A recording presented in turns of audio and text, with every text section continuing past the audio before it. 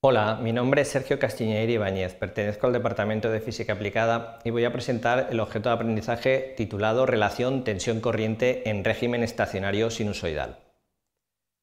Los objetivos de este objeto de aprendizaje son comprender el concepto de elemento pasivo en RES, régimen estacionario sinusoidal, conocer los desfases entre tensión e intensidad en los elementos pasivos y saber obtener los desfases entre tensión e intensidad introducidos por estos elementos pasivos. Los contenidos se han dividido en concepto de elemento pasivo en circuito de comportamiento lineal en RES, relación tensión-corriente en los elementos pasivos en RES, la visualización de los desfases tensión-corriente en el dominio complejo y en el dominio temporal, algún ejemplo de cálculo y por último resumen de conceptos. Bien, ¿cuál es el concepto de elemento pasivo para nosotros en comportamiento lineal en RES? Bueno, pues está claro que son las impedancias. Las impedancias, partiendo del dominio temporal, es la relación tensión-corriente. Teniendo los elementos RLC con las definiciones estudiadas en física, podemos encontrarnos que las impedancias en el dominio temporal pues serían simplemente dividir U por I.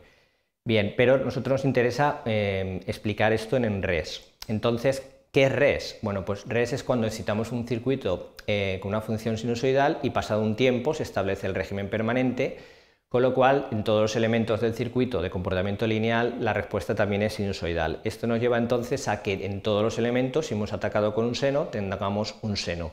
Y lo único que puede cambiar es el tamaño del seno y la fase. La fase siempre se da, si vemos en esta expresión, si derivamos añadirá 90 grados y el tamaño de la onda habrá cambiado en W, frecuencia o pulsación. Por lo tanto, parece ser que la derivada se podría cambiar por j omega y las expresiones de las impedancias podrían ser las siguientes.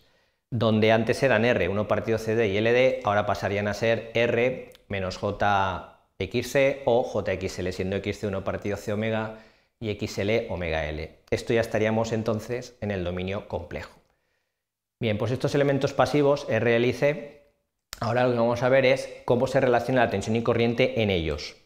Bien, pues lo que acabamos de decir, las impedancias son la relación tensión-corriente, entonces conocemos la situación de las impedancias en el plano complejo y vemos que todas ellas, las tenemos aquí resumidas, pues podrían estar en 5 lugares, ¿no? En el eje imaginario puro, en el eje real, en el eje imaginario puro pero negativo y en el primer y cuarto cuadrante. Y dependiendo de dónde caigan reciben un nombre o no. En este caso lo que nos interesa es saber cómo se desfasa o qué relación hay entre la tensión y corriente, en concreto los desfases. Entonces podemos ver que una bobina que tiene 90 grados desfasará la tensión y la corriente 90 grados. En concreto, la corriente irá retrasada 90 grados. Cuando el elemento sea resistivo inductivo, irá retrasada pero menos de 90. Cuando el elemento sea resistivo, la corriente y la tensión estarán en fase. Cuando el elemento sea resistivo capacitivo, la corriente adelantará la tensión, no llegando a 90, porque cuando llega a 90 ya es capacitivo puro.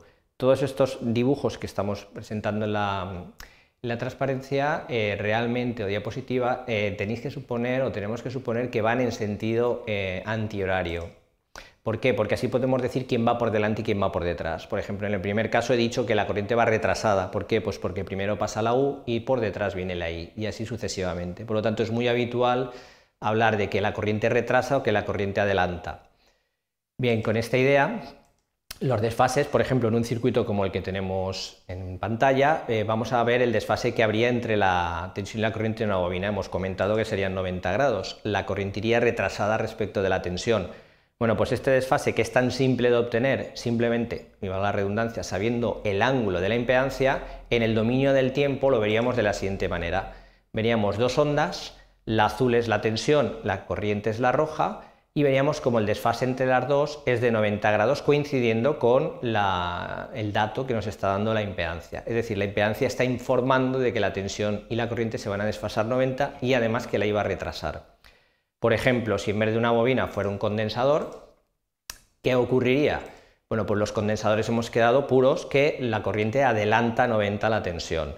Esto que lo sabemos porque la impedancia está definida, en el osciloscopio estaríamos observando en el osciloscopio la tensión y una corriente enmascarada en otra tensión de una resistencia, etcétera, etcétera. No nos metemos en esto ahora, pero es importante ver cómo las ondas quedan desfasadas también 90 grados y en este caso la roja va por delante de la tensión. ¿Cuánto? 90. Por lo tanto, hemos visto dos ejemplos donde el osciloscopio está informando de lo que estamos viendo de una manera matemática desde un punto de vista complejo. Bien, ¿algún ejemplo de cálculo? Pues por ejemplo, cojamos una impedancia en res de tipo resistivo-inductivo. Esta pasaríamos a calcular la impedancia, que nos daría 45 grados de fase, porque las dos, parte real y parte imaginaria, valen lo mismo. Estaría diciéndonos que el desfase entre la tensión y la corriente es de 45, según hemos quedado. Entonces, la corriente iría retrasada a 45 grados. Bueno, pues si ejecutamos esto en el dominio del tiempo, lo que estaríamos viendo serían dos ondas que estarían desfasadas 45 grados. En concreto, la I iría retrasada respecto a la tensión. ¿Por qué? Pues porque si nos movemos hacia la derecha, vemos que primero sucede lo azul y 45 grados después sucede lo rojo, con lo cual se ve claramente que la corriente va por detrás en el tiempo. Esto mismo hecho, por ejemplo, con un condensador y una resistencia, pues nos va a dar al revés, seguramente, vamos a verlo. Bien, hacemos los cálculos de la impedancia, nos da menos 45 grados, es decir, la tensión respecto de la intensidad hay una relación que es de menos 45, por lo tanto, en estos momentos estaría la corriente adelantada 45 grados a la tensión. En el osciloscopio o en el dominio del tiempo, en este caso, estaríamos observando que la roja ahora va por delante de la tensión, como he marcado aquí. El desfase sería 45 y la corriente adelanta la tensión. Bien, ya por último, ¿qué pasaría si juntamos tres elementos, por ejemplo la resistencia bobina del condensador, y además hacemos que dependan de la frecuencia? Como toca, ¿no? Es decir, la bobina depende de W y el condensador también. En concreto, vamos a suponer que la frecuencia, como ejemplo, se excita el circuito con una frecuencia de valor 1 partido raíz cuadrada del EC. Este caso es muy curioso porque va a dar lugar a que la parte imaginaria de la impedancia se anule. En este caso entonces tendríamos que la impedancia equivale a una resistencia, efecto que se denomina resonancia. Bien, pues el circuito equivaldría a una única resistencia y por lo tanto, si hacemos el cálculo del desfase en el dominio complejo, estaríamos viendo que la tensión y la corriente van a la vez. Es decir, en el osciloscopio se verían dos ondas superpuestas. Es tan trivial que no he puesto la imagen, pero se ve clarísimo, ¿no? La U y la I van en fase. Bien, pues lo que acabamos de ver entonces es que simplemente con el conocimiento del carácter de las impedancias se puede determinar el desfase que va a existir entre la tensión y la corriente en régimen estacionario sinusoidal. Es decir, desfase entre tensión y corriente lo establece la impedancia compleja de ese elemento pasivo que se está analizando. Este desfase es muy sencillo de obtener en el dominio complejo y la representación temporal de la tensión y la corriente en res se deduciría de la representación compleja de estas magnitudes. Bien, pues con todo esto, si tienen alguna duda pueden contactar conmigo mismo, Sergio Castiñeira, o mi compañero que ha participado en la elaboración de este objeto de aprendizaje, Daniel Tarrazo. Muchas gracias por su atención.